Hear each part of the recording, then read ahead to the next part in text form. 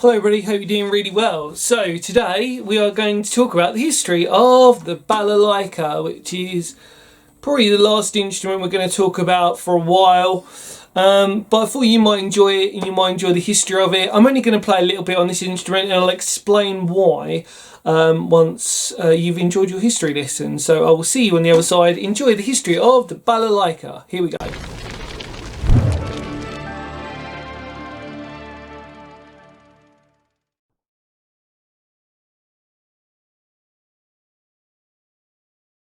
The balalaika is a Russian stringed musical instrument, most noticeable by being triangular in shape, with a hollow-bodied fretted neck and 3 strings. Like with most folk-based instruments, the balalaika's origins are hard to trace, because like with most instruments, they stem from multiple origins. And in the case of the balalaika, it's possible it came from an interaction with the Asian Oriental cultures, but with others saying that it could actually be a descendant from the East Slavs' domra instrument. Whatever the true origin, we do know that the first mention of the instrument was from a document in 1688, when a guard from the Kremlin described 2 commoners being stopped from playing the balalaika whilst being drunk. In the 19th century, the balalaika evolved into a triangular instrument with a neck that was substantially shorter than its Asian counterparts, and had been a staple instrument for the East Slavic-speaking village communities. There are many different sizes of balalaika with various tunings, but it's mostly where the 2 strings are usually tuned to the same note, and the 3rd string is a perfect 4th higher. As the balalaika became a deeply ingrained instrument in Eastern folk culture, it was in the 20th century that the instrument outgrew its traditional roots and stretched across the sea as far as America, and has been featured in popular culture and supporting musical roles for soundtracks in films and additional accompaniment in well-known pop tracks such as Kate Bush's Running Up That Hill. Hi and welcome back everybody. So this is, like I said before, this is my balalaika. Interesting history, wasn't it, really? I learned a lot whilst I was sort of going through it, and again it's one of them sort of like, how far down the rabbit hole do you go with this instrument? And I thought, well, let's just try and do a basic version for everybody, just enough that it might whet your appetite to either purchase one, or you just sort of think, oh, now I know what that's called, and now when I go into a funky hipster guitar shop, I'm going to know what this instrument's called, and that you saw my video on it and that you spread it around everywhere. But what I've done for you today, now this is gonna, I was sort of like thinking about this, and I realised this is the wonderful of how we learn through our sort of mistakes. I cannot look back at my videos because of my playing on any single instrument that I've done, because I was literally playing it off the fly, and most of those instruments that I was playing at the time I hadn't played in a while, which I obviously openly admitted to everybody out there. So I had to almost retrain myself, but the funny thing was I was retraining myself as I was filming.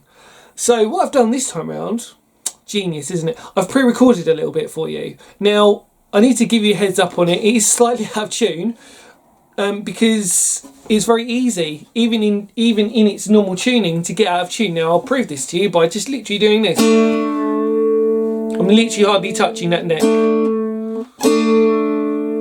And it sort of warps like a whammy bar.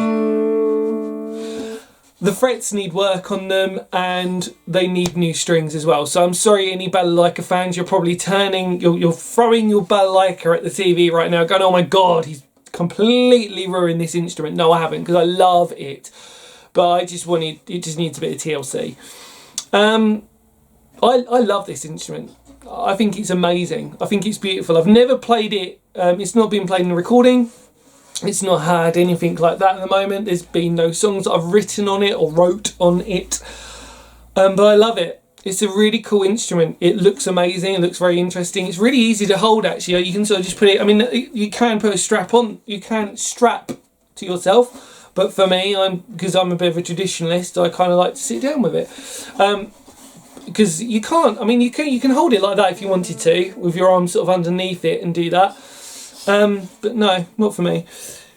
Now, the tuning on this that I've got for this one, because I probably said it in the history video, every different size of this instrument has a different tuning, but the tuning will always be where you have the top two strings in the same tuning or same note. In this case it's A, it's a bit flat actually, it's a flat A, and then D. It's because I was doing that, so it's probably just going out again. So A, D on this one for me, just in case you want to sort of know. But it's a wonderful instrument. It's, like I said, it's very loud. I would only ever play it with a plectrum. It's really designed to be played with a plectrum. So if you ever do get you ever do want to purchase this instrument, get it with a plectrum. And you just treat it like an open string guitar. And the similarity that I can make for you is that if you watch my dulcimer video, it's very similar to that. I mean, in terms of how you sort of play it with an open sort of connotation to the sound. So it's designed to be played rhythmically, but also with that melody underneath as well. So you can literally play with one string whilst you've got the open strings in the background. If you want to look back at the videos, I'm sure somebody in my YouTube channel will kindly put the links below to all of the musical instrument videos that I've done. I'm trying to think of how many I've done. I think it's about 6 now, where I did the bouzouki, dulcimer, tin can guitar, the ramkey, the mandolin, the harmonica, and the tenor guitar. I think I may have probably left one out. I'm not sure now. I've got so many instruments literally lying about. I mean, as we speak, I can just literally pick stuff up. Look, here we go. It'll come through. Look, there you go. Ooh, all my touring guitars that I used to have. Actually, do you know what I'm going to do? I'm going to, for the first time ever, I'm going to quickly show you. This is not related to the, but I'm going to show you. This is my whole guitar collection that I have. You can see there's a lot of guitars we have here, all in different conditions, different states. You can see that I've got that's a violin at the top. Don't worry, I'm not going to play that ever. Mandolin, one of my mandolins, because I've got 2, and then my 2 dulcimers. And then if you look there, a few more extra guitars. It's my ramkey there as well. So we've got a lot of guitars going on here, all various different shapes and sizes and everything that I live for, really, which is, you know, which is why I said this is my job, being a musician. You won't believe it when you look at me. You won't believe it if you see me play this. But, yeah, that was my job. So I'm still very sentimental about it. In fact, next doors I've got a couple of guitars as well. So yeah, they're everywhere. People hate me. It's like guitars are just laying about everywhere. It's crazy. But yes, back to this. I just thought I'd say that, because this is going to be the last one in the series, really. So like I said, if you've been watching all of them, then this is kind of like the icing on the cake. Go for the weirdest one last. But yeah, that's it. I couldn't recommend this instrument more, really. I think that if you want the complete sort of quirky sort of instrument, if you want something that's going to challenge you a little bit but have an amazing little sound to it, I totally recommend this. The corners are really sharp and they will dig into you, and it makes for a secondary great sort of weapon as well. So, you know, kind of bonus really, because you're getting an amazing sounding instrument and also a weapon that can literally do some hardcore damage if you wanted it to. Not only that, it actually can stand up quite well on the floor. Not that I'd recommend it, just in case your dog or your cat or child decides to sort of like just go gadunk on it, but still really cool. And I hope that I might do a revisit on this guitar when it's all a little bit tidier and it's got it just looks a little bit better, and I'm not sort of betraying the community out there of the people who love these instruments. I mean, like I said, the Balalaika for me, not only has it got the best sounding name for an instrument ever, it's just cool. So what I've done is, I think I may have said this, I've learned my lesson. I can't look back at any of my old videos, I realised, because I was sort of playing them on the fly. So I'm not happy with them. I'm looking back and I'm like, no, I don't like my playing on them. And the reason why is because I probably hadn't played them in a while in between. And I've been mostly playing my guitar, to be fair, because I've been involved in a couple of projects. So, you know, the projects that I've been working on, they don't really require quirky instruments. So I'd sort of not really played them as much. So when I was sort of playing them to you, I realised, oh, do you know what? Like, I could probably do a better job. So what I've done with this one is I've learnt my lesson, and I've pre-recorded a little bit of it. But like I said, it's going to be a bit out of tune. The strings are rusty on this, and the frets are slightly worn. So just give me a little bit of props on this, just for the sake of doing it, and the fact that I haven't played this ever. Joke. But yeah, hopefully you can be a bit kind to me on this one. And yeah, that was the Balalaika. Hopefully you enjoyed that. And yeah, just get one. If you want to be challenged, just get one. Even if he's battered and bruised, get one. As long as the strings and the frets are good, which this one isn't, just get one. It's cool. It's a lot of fun. It's, you know, it'll challenge you. You know what I mean? And sometimes it's okay to sort of be challenged by little instruments. Because the irony is, the thing is, I think people get this conception of, well, less strings equals sort of easier to play, and not necessarily. I don't think so, really. I mean, I always argue the point that actually the less strings, the more challenging it is to sound good, because you're almost putting pressure on yourself. In theory, the idea is, yes, less strings would actually make for an easier sort of playability, because you're not sort of worrying about, you know, moving up and down the frets, for example. But I actually think I sort of disagree. I think actually to get it to sound really good, I think actually that's the true challenge of it. Anybody, any guitarist can pick up a 3-stringed instrument like this and probably shred it to bits, and they can do a really good job of it.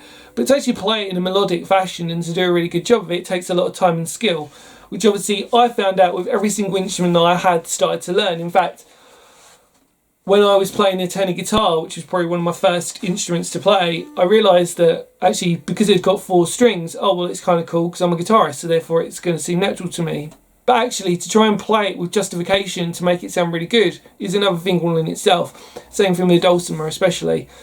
Again, you pick up a dulcimer and you think, oh, it's kind of easy because it's kind of got, technically it's got 3 strings when 2 of them are quite close together. It's got 4, but you know what I'm trying to say.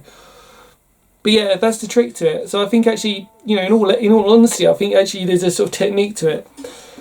But that all said and done, thank you so much for watching. I'm sorry this was a sort of short and sweet type of video for you all, but this was the history of the Balalaika. What a beautiful sounding name for an instrument. I still think that's the coolest sounding name for an instrument ever, Balalaika. And hopefully any Balalaika fans out there, I'm sorry if I did you a slight disservice. I'm coming from a pedigree of being a predominant guitarist, and I know that this particular one that I own has seen way better days, so I do apologise for it, which is why I was sort of hesitant to put this one out as a video, but I thought, you know what, it's still worth doing it, because if it encourages people to open their eyes, if you're a musician, by the way, to look at different instruments, then really this video's sort of done its job. It's sort of like opened up your eyes to go, wow, there are other instruments out there that maybe I'd like to try. And all I can say is, if you do purchase an instrument, like anyone that I've covered in my History of series, please, like, use it. You know, don't just sort of play it once and then go, I'm kind of bored of it, let's just sort of like, just give it a try. I promise you, you'll be addicted to it. I was. If it wasn't for the fact that I was in other projects, I would be picking up these instruments all the time. It's just through sheer sort of instance that I happen to be sort of having to play the guitar at the moment. So there you go. Thank you as always for watching. Stay tuned for some normal videos, and hopefully somebody can put links to the other videos in the comment section below. And thank you so much always for your support. Stay tuned for some more videos varying in historical nature and in the immortal words of Phoenix history. I'll see you all very soon. Take care. Goodbye for now. And you know, I'll see you very soon. Soon in the key of it, maybe it's D. There you go. Bye.